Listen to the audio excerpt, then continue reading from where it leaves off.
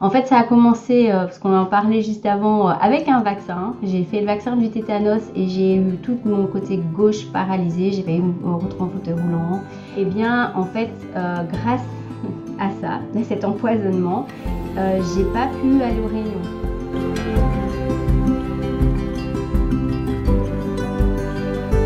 Alors, dis-moi, Céline, est-ce que tu peux te présenter brièvement pour ceux qui ne te connaissent pas encore? Alors, très brièvement, du coup, je m'appelle Céline Rouge, c'est mon vrai nom, on me le demande souvent. Je suis cofondatrice de l'association Chocopa, donc c'est écrit aussi dessus, j'expliquerai plus tard ce que c'est. Je suis mariée, j'ai 3 enfants qui sont presque, deux qui sont déjà casés, une autre qui est presque partie. Je vis à Bruxelles et je suis française d'origine, puis je suis aussi belge, voilà, j'ai les deux. Et ce que je fais, on va en parler à la fin, mais je forme des personnes et j'accompagne aussi des personnes dans leur liberté d'être. Ah oui, ça va être très intéressant d'ailleurs de t'écouter dans cette particularité. Alors, depuis combien de temps as-tu quitté les témoins de Jéhovah et combien d'années as-tu passé dans l'organisation? Ouais. Alors du coup, en décembre, ça a fait 12 ans. Et moi, je suis née dedans, donc je suis partie. J'ai fait comme le Christ, mais moi, je ne me suis pas fait crucifier. Moi, je me suis libérée. Je suis partie à 33 ans. Bon, c'est une rhétorique qui demandera à être un peu plus explicitée, mais oui, le sacrifice ou la libération. Voilà. Bonne thématique, bonne thématique. Est-ce que tu es né, comme on dit dans la vérité, c'est-à-dire en tant que témoin, tes parents étaient témoins, est-ce que tu as été adulte, est-ce que tu as occupé certaines fonctions dans l'organisation? Oui, alors du coup, en fait, alors je suis née chez les témoins de Jéhovah. Ma mère était enceinte de moi, elle s'est fait baptiser, je crois que j'avais 2 ans. Donc on peut dire que je suis née dedans, hein. En fait, elle est rentrée chez les témoins de Jéhovah pour moi. Donc D'accord. voilà, c'était assez lourd à porter d'ailleurs. Et alors, mon mari et moi, donc bon, moi, de France, je suis partie après en Belgique à mes 17 ans et demi à mon mariage. Donc lui était témoin de Jéhovah aussi, mais il n'était pas né dedans. Donc c'est intéressant parce que du coup, on a deux manières d'être sortis différemment. Ce qui me donne pas mal de ressources pour aider les personnes aussi dans mes accompagnements. Et lui, il était dans une autre secte avant d'être chez les témoins de Jéhovah. Bon, il a écrit un livre, donc tout est expliqué dans le livre. Et donc on est partis ensemble en Belgique, donc tous les deux témoins de Jéhovah, et on est partis des témoins de Jéhovah ensemble. Mais mon mari était assistant ministériel. Je ne sais plus comment on dit maintenant, parce que ça change tout le temps. Enfin, c'est avant d'être ancien.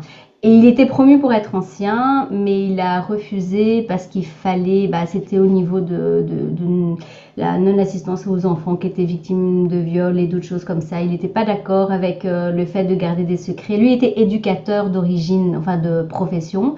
Et donc dans ses études d'éducateur, il voyait bien qu'il y a des choses qui n'allaient pas. Donc il n'a jamais voulu être ancien. Et on était pionniers permanents tous les deux.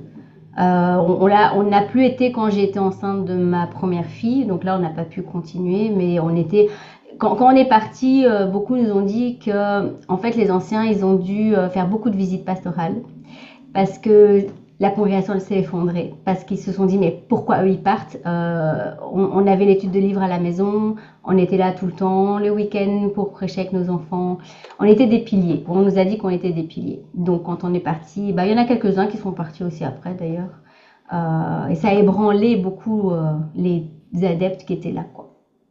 Ben oui, j'imagine. Alors justement, est-ce que tu peux décrire un petit peu ton quotidien en tant que témoin, peut-être même en tant que pionnière? Est-ce que tu gardes des souvenirs positifs? Est-ce il y avait déjà un malaise précoce? Oui, alors moi je suis toujours prudente avec cette question parce que j'aime bien faire la différence entre mon quotidien d'humaine avec des relations d'humain à humain. Et donc j'ai eu quand même la chance dans mon grand malheur, parce que quand j'étais enfant j'étais avec un pervers narcissique, mon beau-père c'était un pervers narcissique. Donc j'ai eu un peu la totale en fait au niveau de la manipulation. Et j'ai eu la chance que pour en fait fuir mon foyer où ma mère et mon beau-père étaient là, eh bien, j'allais beaucoup prêcher. En fait, je me suis rendu compte après que c'était pour sortir de la maison. Et là, j'ai rencontré des gens vraiment sincères, qui m'ont vraiment apporté beaucoup de choses, vraiment dans le côté spirituel, être une bonne personne, être connecté à l'invisible, tout ça. Et j'ai des gens qui étaient devenus missionnaires, les surveillants de circonscription qu'on invitait à la maison. Donc nous, on avait quand même un relationnel très très riche, même si on nous a critiqué d'être avec ces personnes pour les privilèges qu'on ne voulait pas. Donc c'est très rigolo. Mais non, nous, on était vraiment avec des personnes qu'on choisissait, et, des amis, parce que quand on est parti, c'était plus des amis, mais des gens intéressants. Voilà, je dis, moi, j'ai eu vraiment cette chance de pouvoir échanger avec des gens intéressants. C'est mon caractère aussi.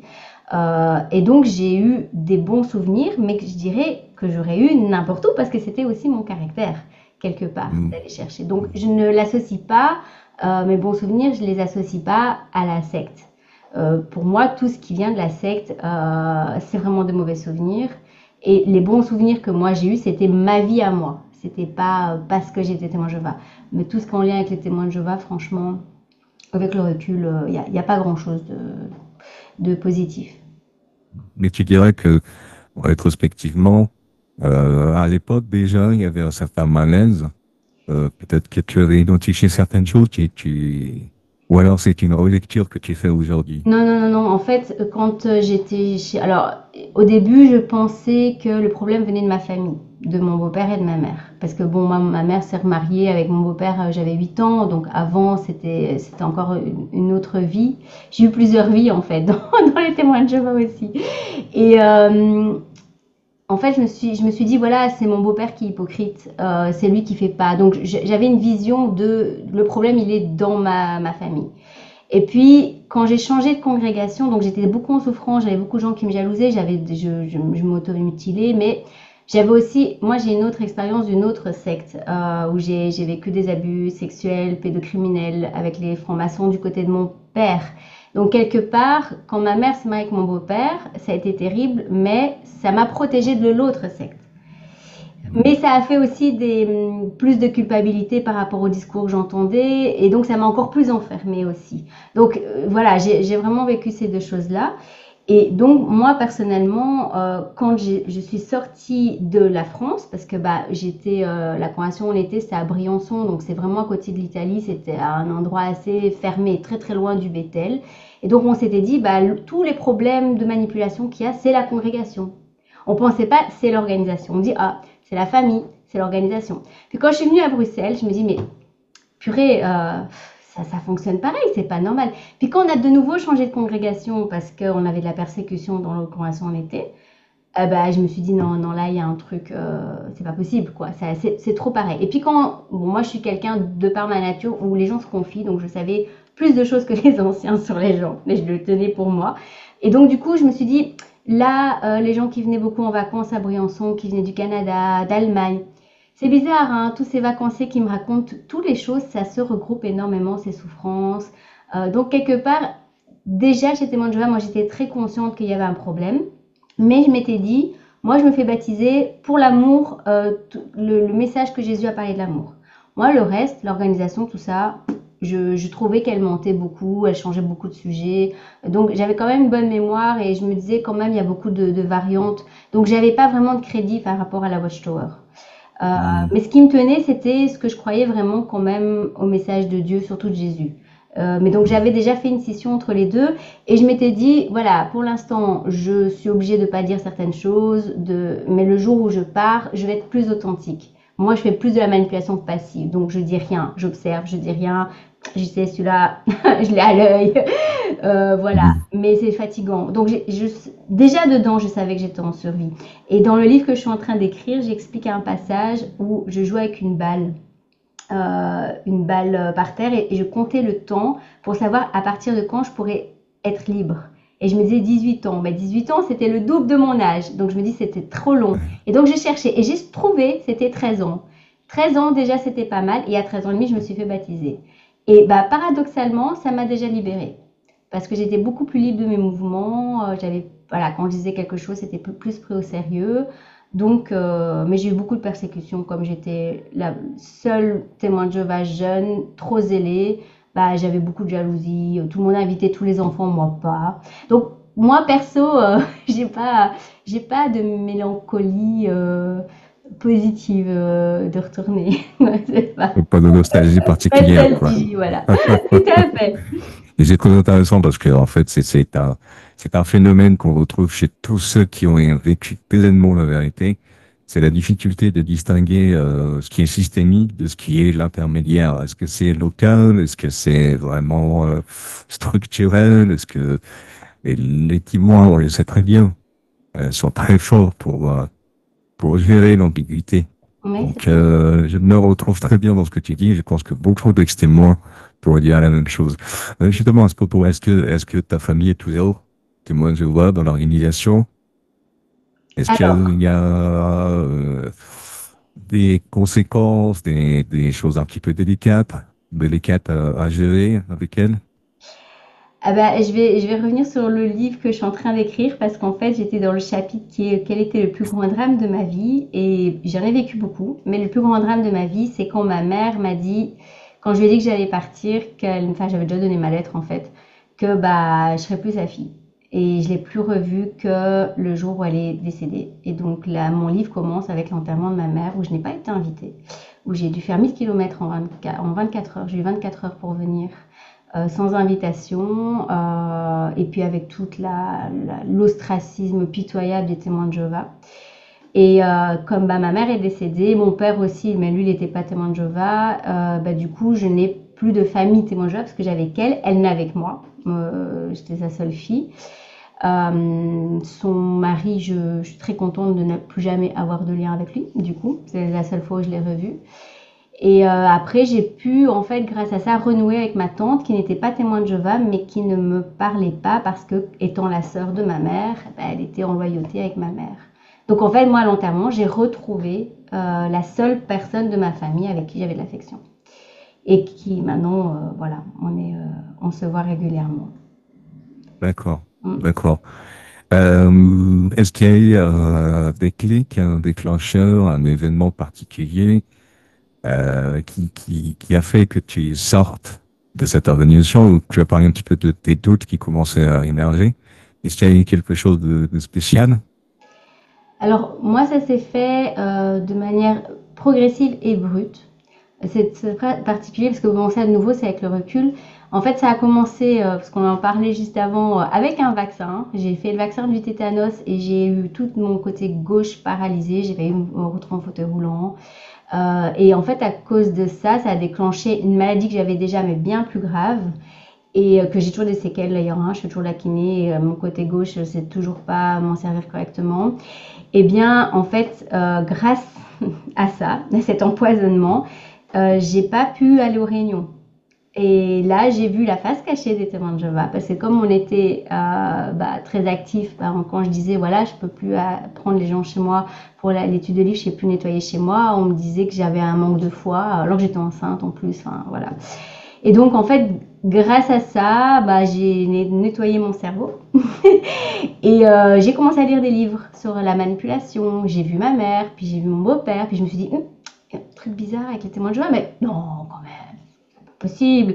Donc je l'ai relu à chaque fois en pensant à chaque truc, puis je me suis dit, non, là, il y a quelque chose. J'ai lu La liberté chrétienne, enfin voilà.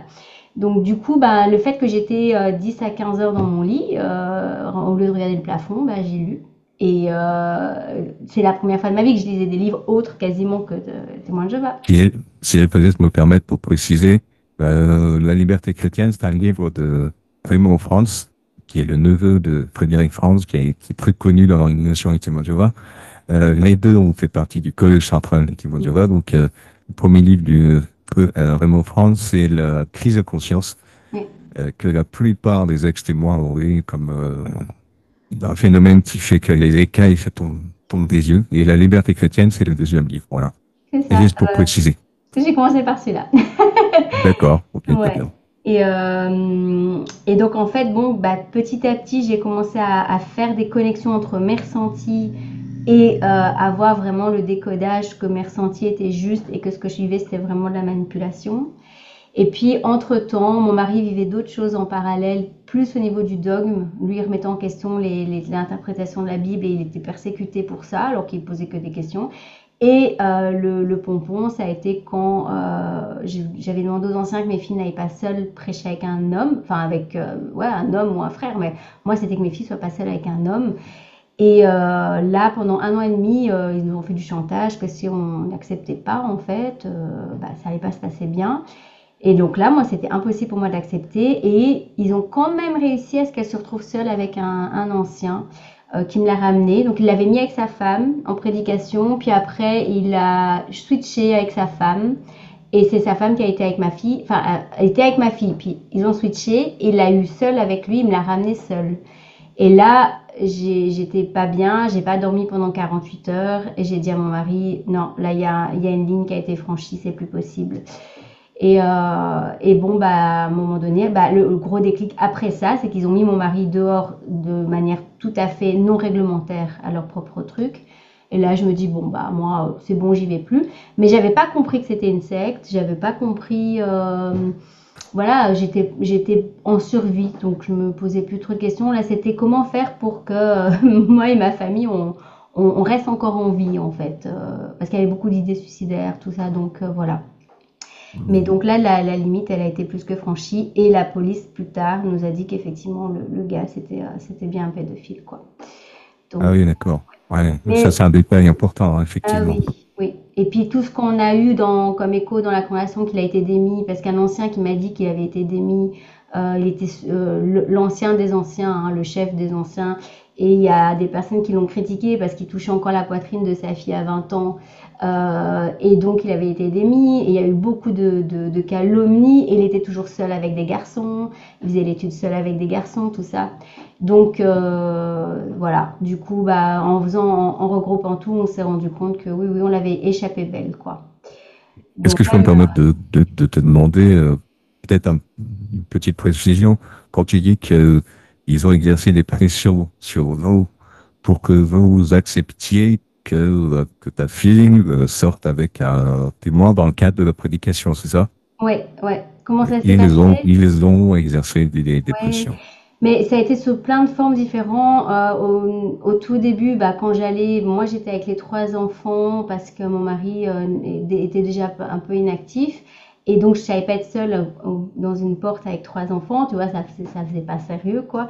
Alors il y avait genre deux frères ou même un et 20 sœurs et ils le mettaient tout le temps avec un homme.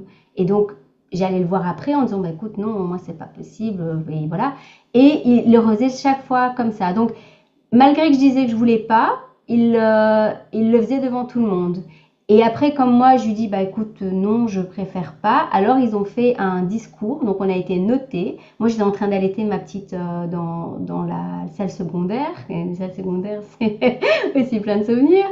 Très Et donc, évocateur pour les témoins salle secondaire, oh oui, moi, effectivement. j'ai très mauvais souvenir.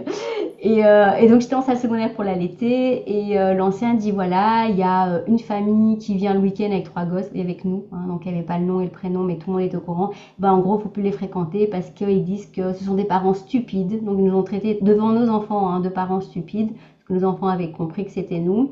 Et il faut plus les fréquenter. Donc du coup, bah, on nous invitait plus et on ne savait pas pourquoi, on n'avait été pas prévenus de rien. Et les gens disaient oui, c'est pas bien de dire que les anciens sont des pédophiles. Je n'avais jamais dit ça. J'ai juste dit que moi, de ce que j'avais vécu, je pouvais pas laisser mes filles seules avec un homme. Mes filles avaient 10 ans, 4 ans, tu vois. C'est Ah pas, oui, voilà, ah oui. c'était pas des filles de 15 ans, hein. Bien Même. sûr. Et j'avais une qui avait des problèmes d'incontinence. Et il me dit, oh, mais c'est pas grave. Je suis, bah, si, c'est grave, en fait. C'est une femme qui doit s'occuper d'un enfant et pas un homme. À 4 ans, voilà, on s'en occupe pas comme ça, quoi. Bien Donc, sûr. ça a été vraiment, on a vécu l'ostracisme et ça a duré 1 an et demi. Donc, on a été très, très, très persévérants et accrochés. On a vécu l'ostracisme en étant témoin de Jéhovah. Et ma mère ne me parlait déjà plus parce qu'on avait été notés, voilà, sans savoir pourquoi. Donc là, pour moi, c'est vraiment le ciel qui m'est tombé sur la tête, quoi. J'ai fait waouh. Donc, qu'est-ce qui se passe? Ben oui, évidemment. Ouais, qui a dû traverser des moments assez difficiles, assez douloureux émotionnellement. Mm, mm. même avec presque une crise existentielle par rapport à Oh. comment te situer. Oui, c'est sûr. Alors justement, euh, qu'est-ce que tu dirais aujourd'hui à la personne que tu étais dans l'organisation? Oui, alors moi quand tu dis ça, j'ai l'impression comme si tu devais parler à l'enfant intérieur, parce que je travaille beaucoup sur cette thématique en ce moment. Et moi j'ai envie de lui dire, en fait, toi confiance, ce que tu ressens c'est juste, parce que j'ai eu souvent des doutes, et j'ai même des fois failli devenir folle, je tenais ma tête comme ça, parce que mes parents me disaient un truc et puis ils me punissaient, ils me disaient autre chose. Mais non, on n'a jamais dit ça, c'est toi qui te trompes. Et j'ai dû même prendre des notes et dire telle personne a dit ça, l'organisation à telle date a dit ça. Ah, mais maintenant ils changent parce que tellement ils changent tout le temps et ils vous font croire que c'est vous en fait qui avez pas une bonne mémoire. Et donc le fait de me dire voilà, fais-toi confiance. Et puis je pense que de me dire t'as une mission de vie à accomplir, c'est pas pour rien que t'es là. Donc je pense que le côté, pour moi, le fait que ça m'ait servi, que ça a du sens, ça change pas mal de choses. Donc Hmm. voilà. Mais une autre chose que je dirais, c'est de peut-être pas avoir attendu aussi longtemps. Parce qu'en fait, on est parti, j'avais 33 ans, mais 8 ans avant, on a revécu la même chose. Et je me dis, là, on a loupé le coche. Bon, on n'était peut-être pas prêt. Je pense que si on était parti plus tôt, notre couple aurait peut-être pas, on ne serait peut-être pas resté ensemble, parce que là, on a déjà failli se séparer. Donc je me dis, voilà, c'est peut-être à cause de ça, il y a sûrement une raison, mais il y a eu 8 ans de trop pour moi. Il y a vraiment 8 ans qui auraient pu être épargnés. Mais bon, après, voilà. Ouais, et on fait l'histoire très facilement après, malheureusement. Quelle a été la chose la plus difficile pour toi après ton départ? Alors en fait, ce qui a été très compliqué, c'est que nous, on est parti à un moment donné, bon, on était au mois de décembre, donc il faut te dire que c'était les vacances de Noël. Ma fille, on lui venait de lui interdire de chanter une chanson de Noël devant tout le monde. Elle est chanteuse maintenant. Elle m'en reparle encore. Elle devait faire semblant de chanter. Et ça a été très dur parce que on est parti, on n'avait plus aucun repère. On venait changer nos enfants d'école. On n'avait plus de travail. On venait perdre notre travail, plus de santé, plus d'amis, plus de parents. Plus de croyances et donc bah, moi j'avais des idées suicidaires. Maintenant je savais, comme j'avais déjà lu beaucoup de livres de développement personnel, je savais que c'était des idées suicidaires, des flashs, que c'était pas une envie de me suicider parce que j'avais mes enfants, je voulais rester là pour eux, mais mon mari avait aussi des idées suicidaires et donc je devais gérer les siens et les miennes et c'est vraiment ce côté en fait on t'a l'impression que tu rentres dans rien, il n'y a plus rien, tu sais plus sur quoi te référer. Tu sais, je travaillais même sur, par exemple, changer notre alimentation. Ça, je faisais beaucoup. J'étais avec des témoins de Jéhovah qui étaient très dans l'homéopathie, tout ce qui était naturel. Bah, même ça, je savais même plus si ce qu'on m'avait dit pour manger bien, c'était vrai ou pas. Il n'y avait plus rien de tangible sur quoi je pouvais me référer, si ce n'était que de m'occuper de mes enfants. Et moi, je dis toujours, ben, peut-être que s'ils n'avaient pas été là, on aurait quand même fait des conneries, quoi. Donc, heureusement qu'ils étaient là, quelque part. Et c'est aussi pour eux qu'on est parti, c'est aussi pour eux qu'on est resté, quoi. Alors j'ai pas eu de soutien. En fait, quand bah, mon mari était pas bien du tout, donc en fait on s'est soutenu une fois l'un, une fois l'autre. Mais tu sais, quand t'as deux andis qui se soutiennent, c'est compliqué. On avait été demander du soutien à des psychologues, alors spécialisés dans les sectes. Bon, moi à l'époque secte, je dis bon, je veux bien aller, moi je ne parlais pas. On me dit oui, mais ce serait peut-être bien d'aller voir. Oui, madame, problème de, vous avez des idées suicidaires, votre mari aussi. Oui, la prochaine, c'est dans 3 mois. Et puis ce sera 75 €. Ouais, sauf que nous, on n'avait plus d'argent. Donc j'ai dit, bon, ben, je vais pas prendre rendez-vous. Si dans 3 mois, en urgence, on est encore là, c'est qu'on a survécu. Donc on n'a pas eu d'aide ni pour manger, parce on avait plus d'argent, donc on avait des tickets là, tu sais, pour manger. Non, quand on a été voir la police, ils nous ont dit, bah oui, effectivement, ils ont confirmé ce qu'on pensait. On a été voir le centre d'information des sectes à Bruxelles, qui est une grande bibliothèque. Ouais, ils ont juste pris tous les noms qu'on leur a donnés, puis bon courage. Aucun soutien, alors que c'était une psychologue. Et donc on s'est dit, ouais, là, il y a un gros problème. Donc on n'a pas du tout été aidé par le système. Du tout. Voilà. Mais non, moi, on n'a pas eu de soutien. Mais par contre, l'amour que j'ai eu pour mes enfants et qu'ils ont eu, ça a été... mais du soutien, tu vois, On va à proprement accompagnement, parler, oui. ça, non. Alors du coup, Comment t'es-tu reconstruit en quelque sorte? Comment as-tu restructuré tes valeurs, tes relations? Et est-ce que tu te sens libre aujourd'hui? Ouais. Alors, en fait, là, c'était aussi un long processus. Comme j'étais en maladie, je regardais des vidéos parce qu'avant, chez Témoin de Jéhovah, j'étais vraiment la femme qui avait ni compte bancaire, ni adresse mail, ni Facebook. Enfin, je connaissais rien, tout ça. Donc, ouais, je gagnais mon argent, ça allait sur le compte commun, tu vois, très patriarcal. On mariait pas du tout comme ça, mais voilà, c'était rentré dans les valeurs comme ça. Et j'ai quelqu'un qui m'a envoyé une vidéo, c'est un super coach, un coach international que j'adore et qui était bah, comment reprendre ta vie en main. Et donc j'ai eu plein de vidéos de coaching. D'ailleurs j'ai fait tout mon travail sur son livre sur la manipulation, tout ça. Et donc bah, du coup je me suis mis à appliquer les choses et puis j'ai commencé à prendre une formation de coaching. Et ça a été vraiment la révélation. D'ailleurs je l'ai placé en 3 mois. Normalement c'est 2 ans. Mais en fait, pourquoi? Parce que les 90% de ce que j'apprenais, c'est ce qu'on faisait chez les témoins de Jéhovah, mais pas pour soi, pour l'organisation. Et donc, quand Ouais. j'ai compris, bouf, en 3 mois de temps, j'ai passé mon diplôme. Pour moi, c'était déjà dedans, quoi. Donc, moi, c'était vraiment le fait de reprendre des études et puis de redécider de toute ma voie, quoi. Mm. Et alors, il y a Et une toi, autre chose aussi qui nous a beaucoup aidé, c'est que on était en demande de changement de logement. On était dans un style HLM, tu vois, un logement social. mm. Et 3 mois après notre sortie, on a reçu une maison qui était dans un état catastrophique. Ben, ça nous a bien occupés. Donc voilà, on s'est reconstruit avec la maison et un nouveau quartier, et tout ça, quoi. Il te reste, tu considères qu'il te reste des blessures, des séquelles, ou alors c'est à peu près bien cicatrisé. Ouais, non, non. Alors, moi, je vais dire, hein, je dis toujours à mes élèves que quand on commence à travailler sur une blessure de vie, un domaine d'une blessure de vie, il faut 10 ans pour cicatriser, donc pour guérir. Donc, je pense que dans la majeure partie des choses, ça va. Maintenant, moi, j'ai d'autres choses à régler au niveau des abus sexuels. Et là, c'est très, très lourd.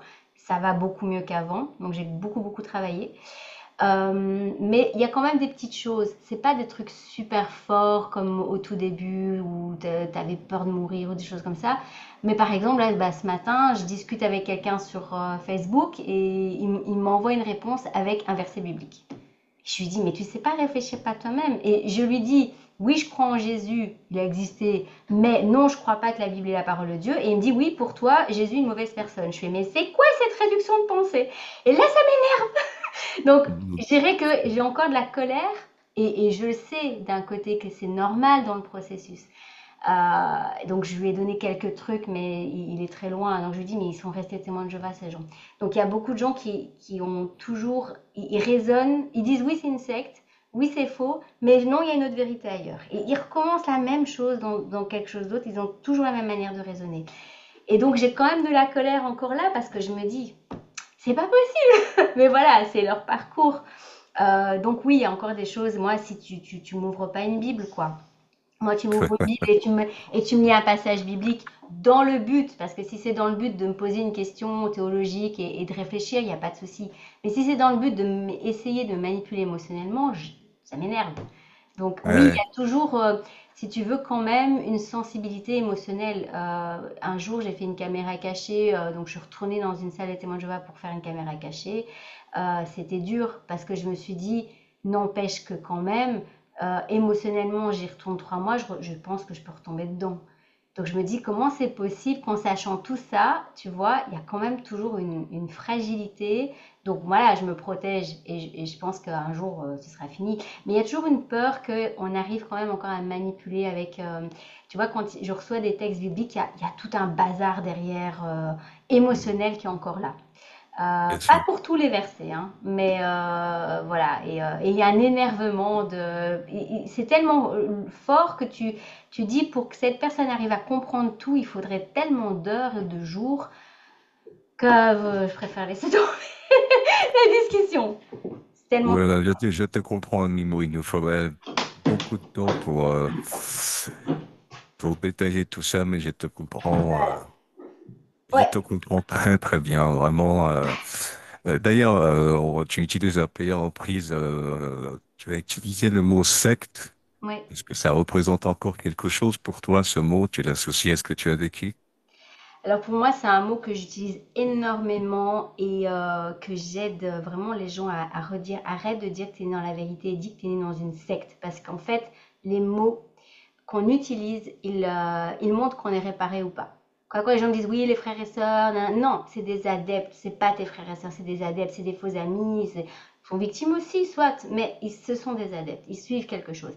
Et pour moi, je fais beaucoup de nuances dans le mot secte parce que pour moi, la première secte, c'est la famille. Et c'est pas négatif, ça fonctionne comme ça. Et normalement, une famille saine, tu es capable à l'adolescence de dire ben, proute votre règle, quoi. Hein. Maintenant, c'est moi qui commence à être mon propre chef. Et ça, c'est impossible en fait quand tu es dans une famille qui est dans une secte. Parce que bah non, de toute façon, c'est même pas ta famille qui t'éduque, c'est la secte. Donc c'est super incestuel en fait, hein, les sectes. Et donc pour moi, secte, si on veut encore aller plus loin, quand on va me parler d'un domaine où je me sens en danger, je vais fermer mon esprit. Ça, c'est un esprit sectaire.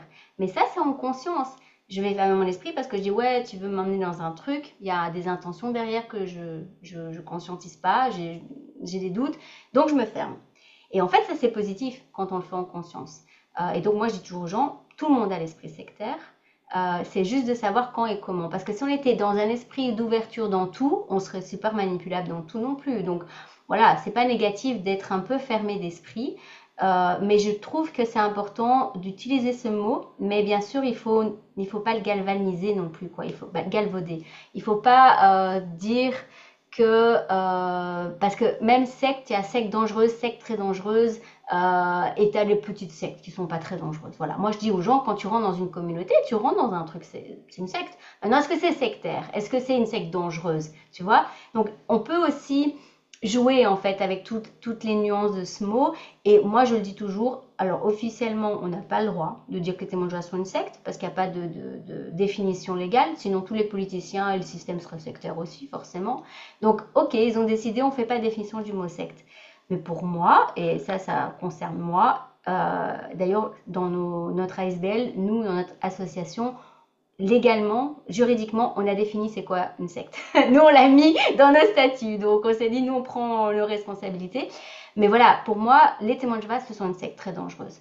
Il y en a des bien plus dangereuses. Je suis d'accord. D'ailleurs, j'ai des gens qui étaient dans une secte très très dangereuse que j'aurais dit, bah écoute, si tu vas chez les témoins de Jéhovah, entre-temps, c'est un bon sas pour pouvoir t'en sortir. Parce que si tu sors trop vite d'une secte très dangereuse, bah, des fois, tu vis plus, quoi.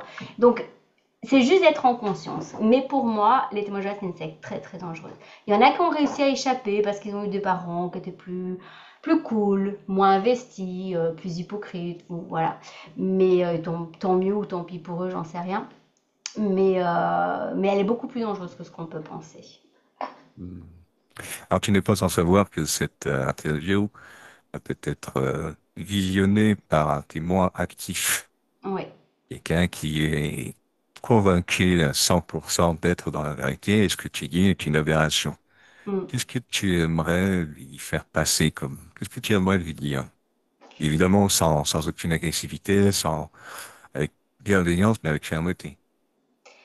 Bah, en fait, ça dépend de pourquoi il regarde la vidéo. S'il regarde la vidéo pour pouvoir faire un discours et contrer ce que j'ai dit aux gens, je dirais, bon, bah, tu es le petit pion de la Watchtower de nouveau. Jésus n'était pas comme ça du tout. Donc voilà, parce qu'il y en a beaucoup hein, qui font ça. Hein, ils écoutent les vidéos. Et bah, en même temps, moi j'aime bien parce qu'ils font comme eux. Ils nous ont dit, ils nous font notre pub. Donc ils font la pub des apôtres en disant il faut pas regarder, il faut pas croire que parce que grâce à eux il y a des gens qui sont venus voir ce qu'on faisait. Donc moi je trouve que c'est voilà double tranchant. Maintenant donc pour cela je m'en fous en fait, j'en ai rien à foutre. Les gens pas D'accord? sincères j'en ai rien à foutre. Maintenant Voilà, ça c'est dit. voilà parce que moi j'estime que chez les témoins de Jéhovah pour moi tu as que deux catégories. Tu as les manipulateurs pervers narcissiques, ils savent très bien pourquoi ils sont là. Et puis tu as les gens qui sont manipulés, qui sont aussi peut-être manipulateurs parce que c'est un mécanisme de survie. Mais tu as les victimes et tu as les abuseurs. Tu n'as pas entre deux. Parce que entre les deux, c'est être assertif. Donc c'est t'affirmer, c'est savoir ce que tu veux dans la vie, c'est prendre ta vie en main. T'es pas chez les témoins de Jéhovah quand t'es entre les deux. Donc tu peux être que l'un que l'autre. Donc pour les manipulateurs pervers narcissiques, j'en ai rien à faire. Par contre, pour Pour les autres, mais je dirais que il y a, et j'ai fait des vidéos là-dessus, il y a une vie après les témoins de Jéhovah. Oui, c'est difficile de sortir. Tu peux préparer ta sortie, tu peux le faire de manière stratégique, faut pas que ça dure non plus 10 ans, hein. Moi je dis toujours, voilà, au plus ça dure, au plus il y aura des problèmes après avec les personnes autour de toi au niveau de tout ce qui est trahison, tout ça. Mais franchement, c'est un choix. Il y a des gens qui sont manipulés de manière consciente. Et donc, moi, je dis toujours, tu sais, quand tu vois un cocon, tu as des cocons qui vont devenir des papillons et il y a des cocons qui sont en fait des araignées à l'intérieur. Bon, bah, il y a des cocons qui sont des araignées à l'intérieur. Moi, j'ai pas envie qu'ils sortent, hein, qu'ils restent bien dans leur cocon. Par contre, les cocons où c'est des papillons en devenir, ils peuvent mourir dans leur cocon s'ils sortent pas, hein. Et c'est leur choix aussi, et je pense que c'est à respecter de quelqu'un qui dit ouais non mais moi j'ai vraiment décidé, je sais, parce qu'on sait qu'il y a plein de gens qui inconsciemment savent très bien que c'est pas la vérité. On le sait, hein, même nous depuis qu'on est dedans, on l'a toujours su, je dirais quelque part, mais on savait pas comment sortir. Et donc moi la question que je pose toujours aux personnes et que j'invite toutes les personnes à poser, c'est de dire si un jour tu t'apercevais que c'était pas la vérité, comment tu ferais pour sortir? Et il ne faut pas attendre que la personne réponde, il faut partir. Parce que son inconscient, il va chercher comment. Parce que l'inconscient, il n'aime pas les questions sans réponse. Et donc, je lui dirais, voilà, nous, il y a plein de gens qui sont sortis. On peut te donner plein de trucs et astuces de manière très personnalisée pour s'en sortir. Donc, il y a des voies de sortie. Mais pour pouvoir sortir, il faut décider avant dans ton cœur. Sinon, la porte, elle s'ouvre pas. Parce qu'une secte de base, c'est qu'il n'y a pas de voie de sortie. Mais ça, c'est des croyances. Une fois que tu dis, je ne sais pas comment je vais sortir, mais je peux sortir si je veux, ah bah, la sortie, elle s'ouvre toute seule. Mais c'est une question de choix. Et en fait, moi, que ce soit témoin de Jéhovah ou d'autres personnes qui sont dans d'autres emprises, hein, finalement, on a la liberté de se dire, est-ce que je veux prendre mes responsabilités et arrêter de souffrir et réfléchir par moi-même et faire des erreurs et faire des expériences, ou est-ce que je veux que je sois dans un mode où on pense pour moi, c'est un choix. Ça, on a tous le choix. Et ok, peut-être à un moment donné, on n'a pas eu le choix parce qu'on nous l'a pris. Mais un jour, si on regarde cette vidéo ou une autre vidéo ou d'autres lectures des choses et qu'il y a quelque chose en nous qui se passe et qu'on ne prend pas ce carrefour, il y en aura peut-être d'autres plus tard, ça va être plus compliqué. Mais si on ne le prend pas, ça, il ne faudra pas pleurer, quoi. Donc, il faut aussi, voilà, je dis, on est victime, hein. Je dis toujours que la personne, pour sortir de l'emprise, elle doit être reconnue comme victime. Sinon, tu ne peux pas sortir de l'emprise. On est victime, oui, mais après, c'est un choix. Très intéressant. Alors, une petite parenthèse, tu as évoqué, tu as utilisé une métaphore qui coco, du développement à l'intérieur du cocon, sortir de la cuisine comme un papillon. Est-ce que ça a à voir avec le nom de ton association? Oui, donc en fait, Chocopas, c'est l'acronyme, donc les trois lettres qu'on a collées, qui sont de chenille, de cocon et de papillon. Et en fait, l'objectif, c'est d'aider les chenilles coincées dans leur cocon à devenir des papillons. D'accord. Ok, Et bah il y a écoute. une parabole là-dessus d'un auteur inconnu qui explique que quand quelqu'un veut ouvrir le cocon pour aider le papillon à sortir, eh ben, il pénalise le papillon parce qu'il ne pourra jamais voler. Et c'est pour ça que nous, on ne fait pas d'aide, on fait de l'accompagnement. C'est pas la même chose. On aide les gens à connaître le processus de sortir d'emprise. Et en fait, quand tu fais ça, c'est vraiment aider les gens à devenir autonomes, à voler de leurs propres ailes. D'accord. Alors, j'en profite pour signaler ou peut-être le rappeler aux productions tu en avais parlé, que tu es thérapeute et formatrice au sein d'une association, donc chez Copa. C'est Mm. ça. Voilà. Alors, justement par rapport à ça, est-ce que c'est ton propre parcours de reconstruction qui t'a donné envie de devenir thérapeute? Alors, quand j'étais enfant, je sais que je voulais être psychologue ou maîtresse d'école. Bon, bah, quelque part, je fais les deux. Absolument. C'est rigolo. Mais on m'avait interdit parce qu'on ne peut pas lire des livres de psychologues et que les psychologues sont des manipulateurs. Ce qui n'est pas totalement faux, mais pas totalement vrai. D'accord. Voilà. Et du coup, donc je pense que c'était déjà quelque chose qui était bien là avant. Et donc, bah, dès que je suis sortie, ma première chose, ça a été de me renseigner sur la psychologie. J'ai pas du tout aimé Freud, donc du coup, je me suis orientée vers le coaching de vie. Et bon, il y a les Jungiens, il y a les Freudiens. Bon, moi, je pense que tout est positif. Il faut juste aller ressentir ce qui te parle le plus. Et d'ailleurs, toutes les formations que je propose, c'est beaucoup plus jungien au niveau, voilà, socratien aussi, socratique. Socratique, oui. Bon, à bon entendeur, salut, comme on dit. Oui. Ceux qui sont ceux qui traitent cette matière-là te comprendront.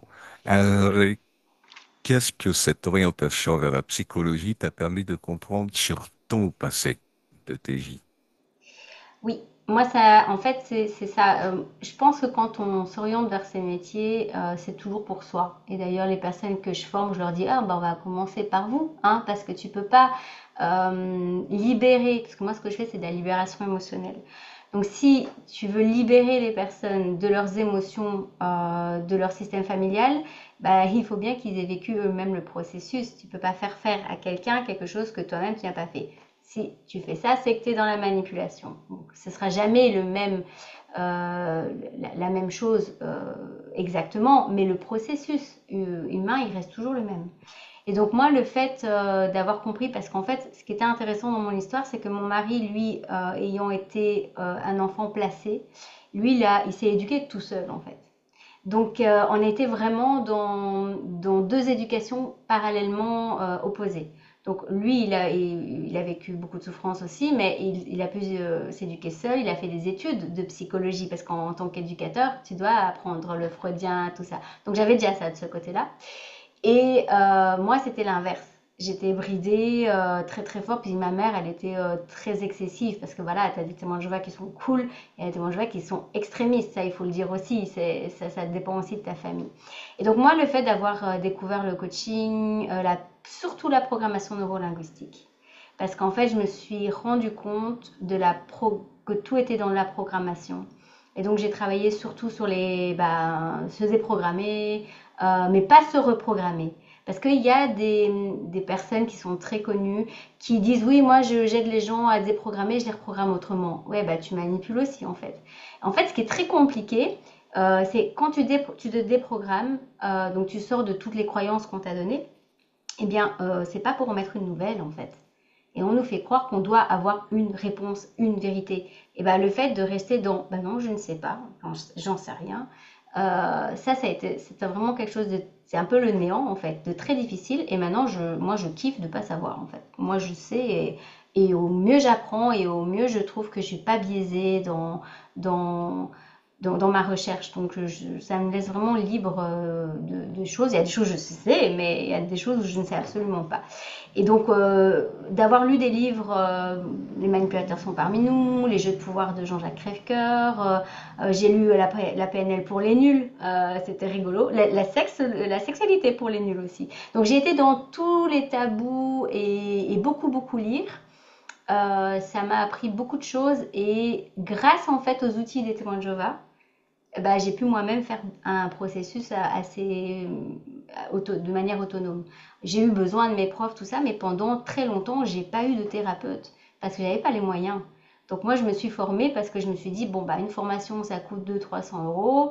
Bah, ça dépend des formations. Bah oui, mais avec ça, moi, je peux faire un super travail dans ma famille. Après, il y avait l'autre pendant que t'es pas coach de tes enfants. Alors avant 12 ans, ça va. Une fois qu'ils ont 12 ans, c'est fini, quoi. Donc j'ai fait un énorme travail de déconstruction de tout ce qu'on leur avait appris et de les aider à les rééduquer autrement. Ça m'a pris beaucoup de temps et moi de comprendre la psyché. Et donc en comparant avec mon mari, on parlait énormément, ben même lui s'est rendu compte que quand tu es élevé depuis bébé en fait là-dedans, ton mode de pensée, ton mode de fonctionnement est complètement différent. Et donc moi j'ai dû apprendre, en fait j'ai appris à penser, j'ai appris à marcher en fait. C'est vraiment ça quoi. Apprendre une nouvelle langue, vraiment. Ouais. Pour moi c'était de l'autisme, hein. J'étais autiste quoi. Ben, je suis sortie de là, je ne savais rien du monde. Mm. Et puis l'autonomie peut créer un certain vertige, quoi. Et rebondir sur ce que tu disais, qui me paraît fondamental. Peut-être lié à la prochaine question sur le dénominateur commun ou un schéma récurrent qu'on peut modéliser sur tous les ex là. Et quand tu disais que pour déprogrammer ce qu'on nous a conditionné à croire, une certitude absolue, donc tu préfères le doute socratique à la certitude dogmatique, on va dire, qu'on nous a Mhm. inculqué. Et on peut trouver une satisfaction intellectuelle et existentielle à avoir du doute. Oui, alors après, c'est pas non plus dans l'excessif de douter de tout. Parce que j'ai vu des gens qui doutent de tout. Je fais, ouais, attends, ouais, la Terre, elle est plate. Je fais, ouais, non, mais alors oui, là, c'est très intéressant parce que la Dans Terre le plate, complotiste, évidemment, oui, elle bien sûr. fonctionne. Alors, moi, je suis aussi taxée de complotisme. Bon, on me dit après apostate, complotiste, parce que je suis pas d'accord avec le gouvernement. Mais Dans la un Terre sens plate, général, dans un elle, sens, dans la définition du cours, on va dire. la Terre plate, cette croyance, elle ne repose que sur le fait que le gouvernement nous a menti sur d'autres choses, hein. Je veux dire, si tu regardes la personne qui a créé ça, elle a dit, même si demain on prouverait que c'est faux, je dirais quand même toujours que la Terre est plate.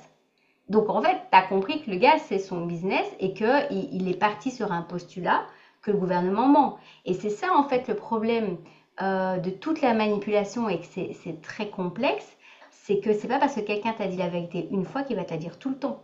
C'est pas parce que quelqu'un te ment tout le temps que ce qu'il dit n'est pas vrai. Et donc on a Hmm. dans notre... et alors c'est pas que chez les témoins de Jéhovah, parce que dans le système scolaire, tout ça et tout, on nous a pas appris à remettre en question et à vérifier. Hmm. Et donc, même les textes sacrés, en fait, et il y a des personnes où quand tu poses une question, par exemple, moi, je peux très bien croire en Jésus et dire, ouais, mais en fait, moi, j'y étais pas, donc, d'un fait établi, moi, je suis pas certaine que Jésus ait vraiment existé. Eh bien, il y a des gens qui vont me dire, oui, mais alors, t'es pas croyante. J'ai pas dit ça. Je pose une question. Et donc, en fait, quand tu commences à poser une question, et en fait, la force de Socrate, c'est pas d'être tout le temps dans le doute, au contraire. La force de Socrate, c'est de te poser une question sur une question que tu viens de poser. Que les témoins de Jéhovah font aussi, mais eux, ils attendent la réponse que eux veulent. Ils te reposeront la question jusqu'à ce que tu aies répondu ce que eux veulent. Alors que là, c'est quand tu fais du coaching, tu poses la question à quelqu'un qui va te répondre un truc, et de ce qui t'a répondu, tu vas reposer une autre question. En fait, l'idée, c'est d'aller puiser en toi pour trouver tes réponses à toi. Et donc, quand tu arrives à faire ça, bah, tes réponses, elles sont à l'intérieur de toi. Donc, moi, quand j'apprends aux personnes à former, quand je forme les personnes dans l'accompagnement à la sortie d'emprise, mon credo, c'est la réponse est à l'intérieur de la personne, c'est que elle qui connaît sa vérité. Et quand Hmm. tu pars de là, en fait, on s'en fout qu'il y a la vérité ou pas, hein. Je veux dire, moi, je dis toujours aux gens, si maintenant Dieu il existe ou Dieu n'existe pas, qu'est-ce que ça va changer pour toi dans ta vie? Si ça change du tout, pour moi, il y a un problème. Il y a un Hmm. problème. Pourquoi tu fais les choses pour l'autre ou pour toi? Donc en fait, c'est vraiment de revenir en soi. Après, il y en a, ils disent qu'on a la divinité à l'intérieur de nous. Moi, je pars plus de ce principe-là. Que en fait, on vient de cette essence-là et que si on creuse à l'intérieur de nous, ben, on trouve nos réponses. Hmm. Parce que ce que tu décris et ce que tu évoques sans le verbaliser vraiment, c'est que c'est un parcours.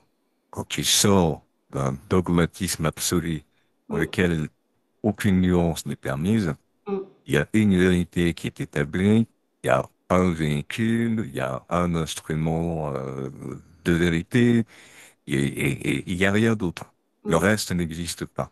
mm, Ça a une certaine commodité parce que justement, ça nous permet, ça nous empêche de réfléchir et à nous poser des questions. Donc, il y a une petite béatitude quelque part. Et lorsque tu sors, en tout cas dans les premiers temps, tu te sens perdu.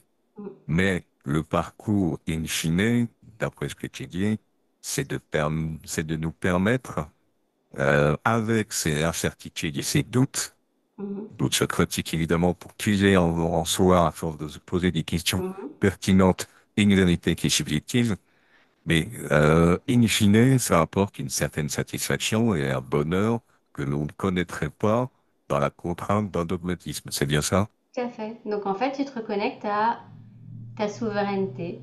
En fait, c'est plus de chercher un sauveur, c'est d'aller chercher tes ressources en toi, d'apprendre à te connaître, savoir qui tu es, quels sont tes potentiels, tes limites. C'est vraiment de revenir à ta vraie vie, quoi. Et la vie, c'est d'être impuissant, hein. Moi, je suis désolée, hein, mais Pas C'est dans le ça. sens sexuel du terme, rassure-moi. La médecine chinoise, quand tu as une impuissance dans la sexualité, c'est que ton énergie vitale, il est vraiment catastrophique. Donc Bon, ça veut on va dire mettre des quelque points de chose. suspension alors. Mais oui, et en même temps, c'est cette impuissance qui fait notre vulnérabilité, qui fait notre humanisme. Et je D'accord. pense que quand tu es dans une secte, tu es dans l'inverse, dans la toute-puissance, dans l'élitisme, dans l'idéalisme. En fait, tout ce qui ne te permet pas de grandir. Parce que pour grandir, il faut apprendre à perdre, apprendre à faire tes deuils, et pas de deuil, hein, chez tes genre, oui, bah, on va la revoir après. Non, en fait, faire son deuil, c'est accepter qu'il n'y a plus rien. Ou peut-être qu'elle est dans l'invisible, on s'en rien. Mais là, sur Terre, elle n'y est pas, quoi. Donc, et donc, apprendre à faire ses deuils, apprendre à être dans la vulnérabilité, c'est tout ce qui empêche de grandir, en fait. La secte, elle t'empêche de grandir. C'est pour ça que je dis Est-ce que qu'à un tu moment dirais, donné, c'est un choix. Tu veux grandir ou tu veux pas grandir. ah, je vois. Est-ce que tu dirais, par exemple, que l'ostracisme n'est pas naturel chez l'humain? Je veux dire par là, est-ce que c'est pas une mesure qui a été artificiellement inculquée chez chez les Témoins pour que ça devienne quelque chose de complètement assimilé dans une espèce de conduite sociale interne, alors que dès que l'on sort de ce contexte-là, on s'aperçoit que le fascisme est terriblement violent, qui ne permet pas tu parlais de deuil, enfin de faire une espèce de l'apprentissage des relations, etc. Est-ce que c'est Mhm. naturel ou est-ce que c'est artificiel dans ce contexte? Alors, je pense qu'il y a un côté quand même naturel si on parle de l'ostracisme en termes de blessure, parce que c'est connecté à la blessure de rejet. Donc, tu fais pas ce que je te demande, bah, je fais du chantage affectif et je te parle plus. Donc, c'est quand même un truc qu'on connaît depuis enfant. Maintenant, ici, c'est plus un ostracisme organisé, la problématique. Hmm. Parce que l'ostracisme, quelque part, elle vient te dire de poser tes limites et elle vient aussi te dire qui rentre dans ma bulle ou pas. Donc, s'il y a des gens qui sont dangereux, moi je les ostracie. Hein. Mais pas sur le fait qu'on m'a dit que, sur le fait que moi je ressens que cette personne, elle est toxique pour moi. Et donc, je m'en éloigne. Donc, quelque part, ça c'est un choix conscient. Et c'est mon choix. Alors qu'ici, Hmm. chez les témoins de Jéhovah, c'est pas parce que les parents choisissent de plus parler avec leurs enfants, c'est parce qu'ils ont peur que s'ils leur parlent, quelqu'un va faire de la délation et il va les mettre dehors aussi, ou que Dieu va pas les sauver ou des choses comme ça. Donc on est dans un ostracisme qui est organisé, bien pensé et qui est en fait une manière de te maintenir sous l'emprise. Donc c'est une belle arme quelque part. Mais si tu prends du point de vue de ne pas accepter tout le monde dans ton cercle, moi je suis désolée pour avoir fait beaucoup de collectivités, des collectifs où il y a des personnes qui ne respectent pas des règles saines, c'est bien qu'elles viennent pas. Parce que sinon le collectif il irait pas bien. Donc c'est aussi ne pas accepter qu'il y ait des gens malsains. Maintenant, il y a une différence entre dire parce que tu respectes pas la règle, tu peux pas faire partie du collectif et dire en dehors de ce collectif, on va te faire du mal encore en t'ignorant. Tu vois, c'est plutôt voilà, comment dire, dans une classe, c'est un perturbateur. Pour moi, c'est pas la solution de le mettre dehors clairement, mais il y a des fois où bah voilà, au vu du nombre d'élèves, tout ça, t'as pas le choix pour le bien des autres. Voilà, donc c'est toujours un petit peu, il y a d'autres solutions et on en arrive là parce qu'on est faible aussi. Parce que si on n'était pas faible, on pourrait humainement aller voir pourquoi la personne réagit comme ça au lieu de la Hmm. rejeter, qui est plutôt la solution de simplicité. Mais il y a des fois où dans la vie, voilà, il faut aussi couper les liens avec certaines personnes. Et moi, j'aide les gens à couper les liens avec les gens toxiques. Donc, c'est de l'ostracisme. Dans l'inverse, c'est pour se protéger et c'est plus conscient. Donc, il y a des enfants qui ont des parents toxiques qu'il faut absolument couper parce qu'il y a rien, avec les pervers narcissiques, il n'y a rien d'autre à faire. Mais alors tu subis plus. À ce moment-là, c'est toi qui deviens un peu le persécuteur quelque part parce que tu arrêtes de te laisser Hmm. envahir. Maintenant, si tu te rappelles un peu la période covidienne, pour moi, avoir refusé de me faire vacciner vu mes antécédents, d'ailleurs c'est marqué sur mes dossiers hein, que je suis allergique au vaccin, eh bien nous on a été ostracisés de nouveau. Et je dis, tiens, ça me dit quelque chose. Donc moi, j'ai Hmm. bien aimé parce que la période du Covid, j'ai revu, et d'ailleurs j'avais fait une vidéo là-dessus, tout ce que les témoins de Jéhovah ont mis en place, je l'ai revu, pam, pam, pam, pam, pam, exactement dans le gouvernement. Donc c'est de nouveau quelque chose d'organisé, de réfléchi à l'avance. Tu vois, quand c'est pas Mhm. réfléchi, on est dans des blessures de vie. Quand c'est quelque chose de réfléchi comme ça, on est dans du crime organisé, clairement. Pour moi, c'est clair. Mhm. Intéressant, merci pour cette précision.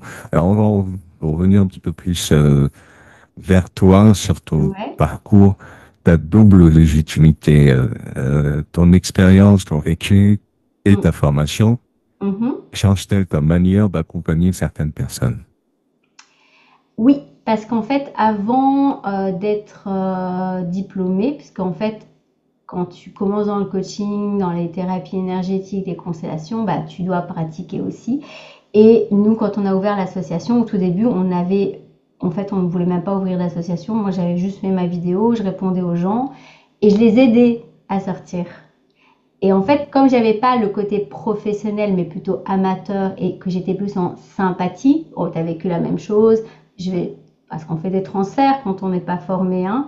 En fait, en voulant aider les gens, on s'est rendu compte qu'ils sont revenus au point zéro et que toute l'énergie qu'on avait mis pour les aider à s'extirper de la manipulation, de la secte, eh ben, ça servait à rien.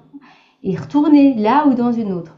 Et en fait, je pense que, alors j'accompagne beaucoup de personnes qui sont en transition professionnelle, donc comme moi, bah, ils proposent des services connectés à ce que eux ont vécu, donc toute la transformation qu'eux ont vécu avec le fait qu'ils se sont professionnalisés. Eh bien, en fait, quand tu te professionnalises, effectivement, tu as vraiment deux choses qui sont vraiment complémentaires. Tu sais de quoi tu parles. Et il y a des personnes qui ont besoin de savoir quoi on parle. Moi, j'ai vu des psychologues. Déjà que je n'aimais pas trop les psychologues. J'ai un beau-fils qui est psychologue, donc il m'en voudra pas. Mais j'ai vu beaucoup de psychologues et je me dis, mais ils sont bêtes ou quoi? C'est pas possible. Je leur parle d'un truc, ils comprennent rien. Ils sont pas du tout formés en fait à l'emprise. Et donc moi, j'ai dû former des psychologues là-dedans. Et je me dis, mais en fait, quand tu regardes autour de toi, l'emprise, elle est partout. Comment ça se fait qu'ils ne sont pas formés à ça? Alors, ils ont un processus d'aide en psychologie qui est, c'est pour ça que moi, j'ai pas fait de la psychologie, que je fais pas de coaching directement avec les gens. Ils ont un processus qui est très similaire, en fait, aux sectes. Alors, on pourrait dire l'inverse. On pourrait dire que les sectes ont un processus psychologique pour mettre sous emprise les personnes, tu vois?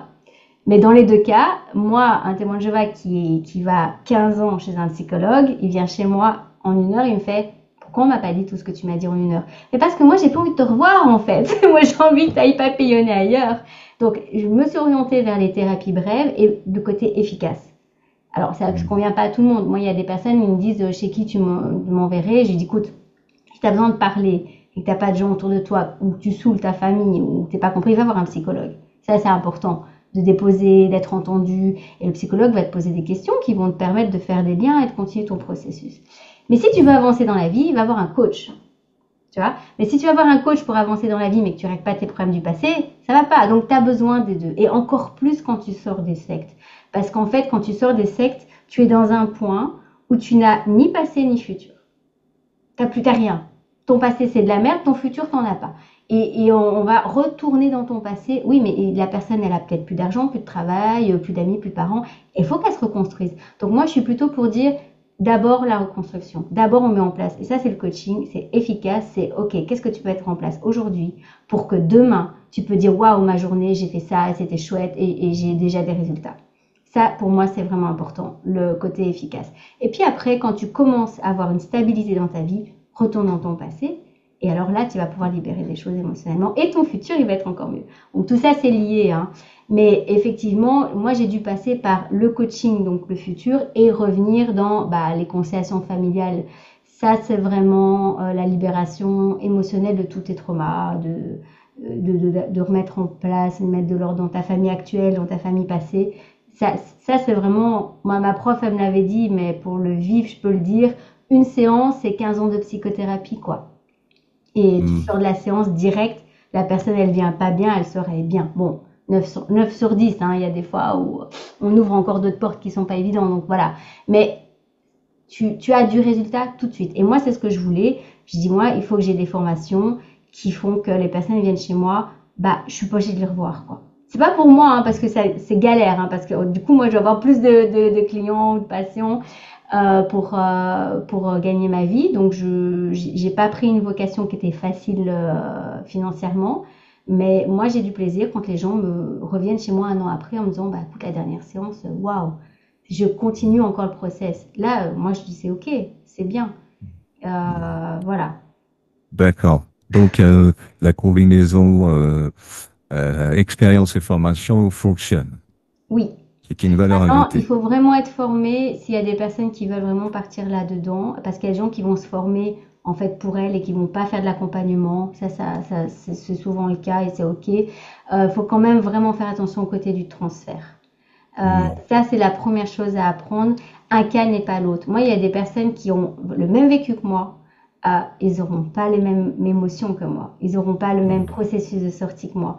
Donc, c'est important de se rappeler, OK, moi j'ai vécu ça, on est en sympathie. Il y a quelque chose qui passe entre nous parce qu'on sait de quoi on parle. On les termes, tout ça, on les connaît.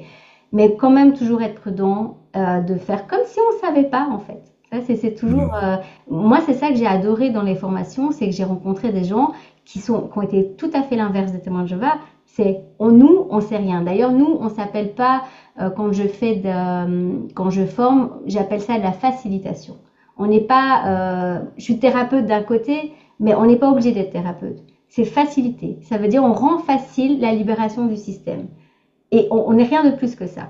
Et donc, c'est la personne qui travaille, c'est le système qui travaille. C'est pas nous. Voilà. Très évocateur, effectivement. Mm. Alors, en préparant cette interview, on a échangé sur l'objectif que j'ai personnellement de faire une série de vidéos qui donne une vision la plus exhaustive possible de la diversité Mm. des parcours lorsqu'on sort des témoins de Jéhovah. Mais il y a une espèce de tendance. Est-ce que tu l'as remarqué? Pourquoi, selon toi, ton ex-TJ, ex-témoin de Jéhovah, se tourne-t-il vers les métiers de l'aide, du soin ou de la psyché, comme toi, par exemple? Alors, de mon expérience, pour connaître beaucoup d'ex-témoins de Jéhovah, j'ai pas rencontré énormément d'ex-témoins de Jéhovah qui se sont professionnalisés comme moi. À regret d'ailleurs, parce que des fois, je dois envoyer quelqu'un chez une personne et j'ai pas assez de carnet d'adresse. Maintenant, je commence à en avoir, mais il y en a qui m'ont demandé, t'as pas un psychologue? J'ai dit, bah non. Maintenant, dans le soin ou l'accompagnement, je sais pas si c'est qu'une tendance d'ex-témoins de Jéhovah. En tout cas, moi, j'ai plus des personnes quand j'accompagne qui sont pas dans les sectes, qui sont plus dans l'emprise des manipulateurs, dans des entreprises où ils ont fait des burn-out, dans des familles toxiques. Et donc ces personnes-là, en fait, moi, ma réponse, elle va être, je ne sais pas si ça va te parler, mais pour moi, c'est des gens qui ont une mission de vie. Ça veut dire qu'ils devaient passer par là pour Ça me parle.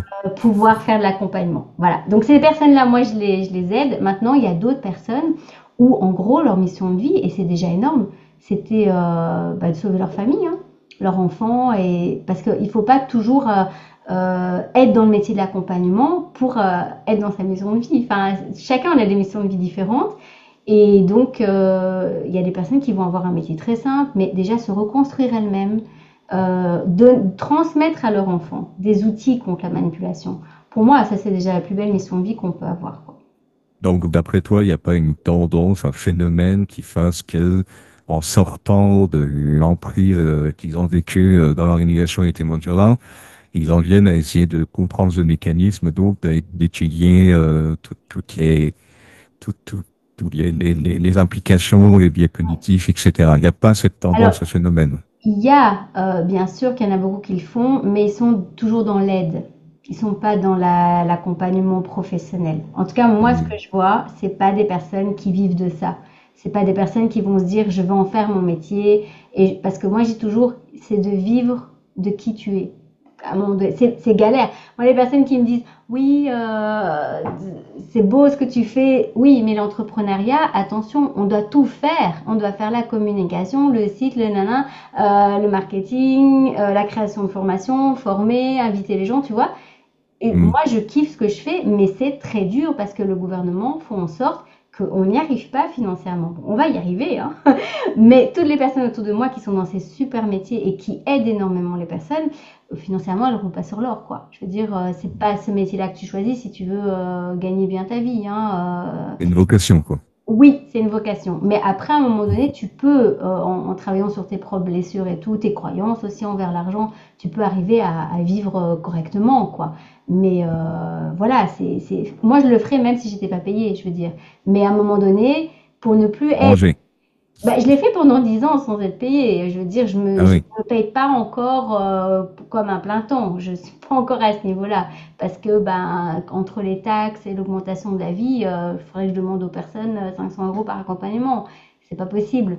Donc nous, si on veut rester dans un prix d'association et permettre à tout le monde de ouais, pouvoir se former, ben, on reste encore beaucoup bénévole, tu vois. Mais c'est hmm, pas l'objectif à long terme. Voilà, c'est pas je l'objectif à comprends, long terme. je comprends. Voilà. Mais donc moi Alors, j'ai pas, j'entends quand tu dis les personnes qui s'orientent vers la compréhension de tout ça, mais je vois qu'il y a des gens qui sont pas professionnels et qui du coup font des bourdes. Alors des fois elles sont pas, elles sont justes dans ce qu'elles disent. Hein. Quand tu regardes Lunatfi, quand ils parlaient d'Alex Secteur, ils ont raison. Ouais, sauf que c'est quand même un directeur qui est franc-maçon. Ils sont tous francs-maçons à Lunatfi.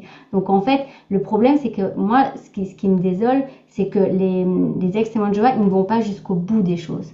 Et quand tu te professionnalises, tu dois te former, tu as des supervisions, tu as des pairs et tu dois tout le temps travailler sur toi. Donc tu peux pas te dire ah bah maintenant c'est bon, j'ai tout compris. Tu dois tout le temps, tout le temps, tout le temps te recycler, aller chercher plus loin. Et les personnes qui sortent des sectes, souvent, elles retombent dans les mêmes mécanismes. Et c'est normal parce qu'il faut aller désamorcer en fait ces mécanismes-là. Ils vont pas profondément. Et donc le premier qui a parlé et qui va contrer la secte a raison. Oui, mais celui qui parle, c'est quoi son intention derrière? Tu vois? hmm, oui, je comprends. Bon, en tout cas, ta formation, ton parcours, tes choix, même professionnels, t'ont donné une certaine expérience en la matière. Alors, Mhm. selon ton expérience, Céline, quels sont les pièges à éviter et les clés de la reconstruction? Ouais, bah on en a un petit peu parlé, mais bah, les Oui, pièges mais à si tu éviter veux peaufiner, de manière je plus, demande. ouais, plus. Alors, pour moi, le premier, c'est d'être toujours dans la contre-réaction. Ça veut dire d'être toujours pour contrer, que ça soit les témoins de Jéhovah ou une autre emprise. Pourquoi? Parce qu'en fait, et c'est normal de l'être, hein, mais c'est de pas y rester. Parce qu'en fait, quand tu fais les choses contre, tu es toujours en fait sous l'emprise. Parce que tu réagis. En fait, la libération émotionnelle, c'est quand, et là, moi, par contre, je suis contre le pardon, parce que pour moi, le pardon, c'est quand même, c'est judéo-chrétien et c'est une catastrophe. Tu donnes des parts de toi à l'autre, mais plutôt d'être en paix. Quand émotionnellement, tu es en paix, tu vois, que tu peux te balader, que tu te balades, tu vois des témoins de Jéhovah sur le côté et que tu n'as pas envie de prendre les périodiques et de les jeter ou d'aller les embêter, ils sont là, ok. Là, t'as guéri. Bon, c'est pas encore mon cas, hein, toujours. Moins qu'avant. Il y a des fois, chez moi, j'ai pas le temps, mais bon, j'aimerais bien quand même. Bon. Mais là, tu peux voir que tu es en paix. Donc, faire attention à la contre-réaction. C'est ok d'être activiste. Mais quand ça fait 10 ans, 20 ans que tu es toujours activiste, pour moi, c'est que t'as pas guéri. Donc, tu restes toujours sous leur énergie. Et c'est dommage. C'est dommage parce que tu grandis pas. Le fait d'être naïf aussi, alors moi je l'ai été beaucoup, hein, je me suis fait, alors il faut quand même savoir que dans le développement personnel, il y a énormément de sectes, c'est clair. T'as le New Age, voilà, et donc moi je suis tombée dedans, clairement, dans l'énergétique, je me suis fait happer par des trucs, enfin voilà. Ben, pourquoi? Parce que c'était des trucs gratuits. Alors c'est pas parce que c'est payant que ça l'est pas hein, non plus, hein, ça veut rien dire. Mais voilà, gratuit, faites gaffe, hein, parce que gratuit, c'est ou amateur ou il y a un truc derrière. Donc, de croire que, tu vois, souvent chez Témoins de Jéhovah, il y avait dans cette communauté beaucoup d'entraide. Et donc, tu te dis, quand tu sors, bah, ça doit fonctionner comme ça aussi. Et ben non, en fait, parce que dans les grandes lois systémiques, il faut que dans le donner-recevoir, il y a quelque chose soit équitable. Donc, si quelqu'un t'aide à sortir, tu lui es redevable. Et donc, c'est pour ça que quand tu vas payer un thérapeute, bah, tu sors de là, tu n'es plus redevable. Et là, c'est une relation qui est saine. Donc, attention à croire naïvement que parce que quelqu'un est contre les témoins de Jéhovah, il veut forcément votre bien. Parce que quelqu'un dit que quelque chose est vrai, que lui-même n'est pas une secte. Que parce qu'une autre communauté est moins sectaire que eux, que c'est pas une secte. Moi, il y a des gens qui me disent où est-ce que tu me conseillerais d'aller Moi, je leur dis ben, je sais pas moi, un club de Scrabble, un club de ping-pong. Non, non, mais un truc spirituel. Et moi, je peux pas te conseiller d'aller dans un truc spirituel parce que forcément, tu vas te retrouver, tu cherches une secte, tu vas retrouver une secte. Donc non, je peux pas te conseiller. Et donc, souvent, on va de secte en secte. Bon, bah, c'est OK, parce que de toute façon, ça fait partie du process, mais de le faire en conscience pour pouvoir sortir plus facilement. Donc, moi, je dis toujours aux gens, quand tu rentres quelque part, regarde où elle est la sortie d'abord. Quand tu signes un contrat, regarde où elle est la sortie. Si tu le fais pas, bah, tu vas savoir que ça va être compliqué de sortir, mais ça, c'est ton expérience. Au moins, tu auras fait en conscience. C'est déjà ça. Donc vraiment, d'aller vérifier. Et puis, je trouve qu'il y a beaucoup d'ex-témoins de Jéhovah qui deviennent des gourous. Moi, malheureusement, nous, dans notre association, on n'a jamais voulu dire... alors, ça ne veut pas dire qu'on l'a jamais fait, mais on essaye toujours de faire en sorte que ce soit la personne qui trouve ses réponses.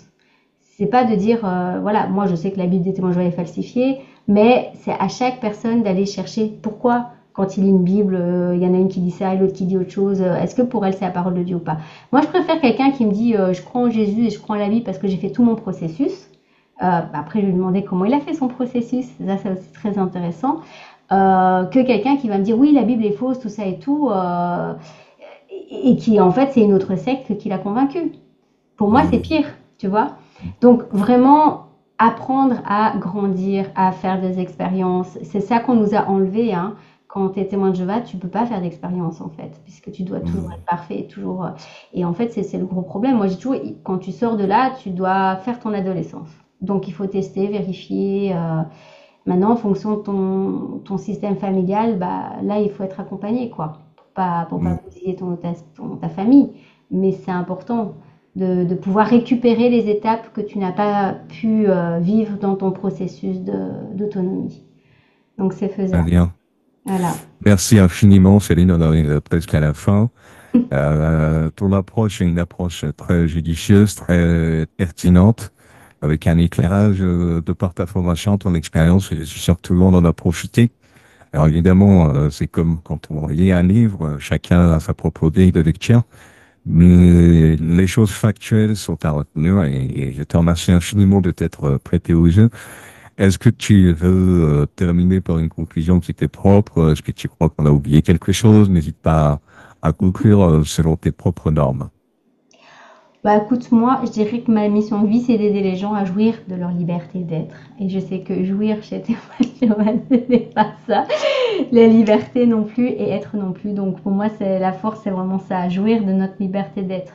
Et oser, vraiment oser s'affranchir de tout ça en sécurité. Vraiment trouver quelqu'un ou quelque chose qui nous aide et accepter. C'est vraiment travailler aussi sur notre côté de l'humiliation et de gêner, mais accepter d'être un enfant en fait qui doit grandir. Je pense que ça c'est la plus belle chose, voilà, de revivre ce qu'on doit, mais dans des collectifs sécurisants. Et là on peut vraiment vraiment grandir et guérir. Et accepter croire qu'on peut guérir. Hein. Guérir. Ouh là là, trop de mots au centimètre carré. Merci infiniment en tout cas. Dernier mot, si jamais on cherche à te contacter d'une façon professionnelle, est-ce que tu as, alors on mettra les liens pertinents évidemment, mais est-ce que ça n'engage que les Belges, les Français, les Européens ou c'est un peu plus international? Est-ce qu'il y a des vidéos? Alors je fais en présentiel sur Bruxelles, en visioconférence, je forme et j'accompagne, mais par contre je ne parle que le français et le belge. Mais voilà, le français, voilà. Non mais c'est international, mais en français pour l'instant. D'accord, très bien. Et puis tu es dans l'écriture d'un livre, donc forcément tu donneras de tes nouvelles concernant cette actualité. Merci infiniment Céline pour tout, merci à tous ceux qui nous écoutent. Et on espère que ce sera une brique supplémentaire dans le mur de résistance contre l'influence des témoins de Jéhovah. Merci encore à tous.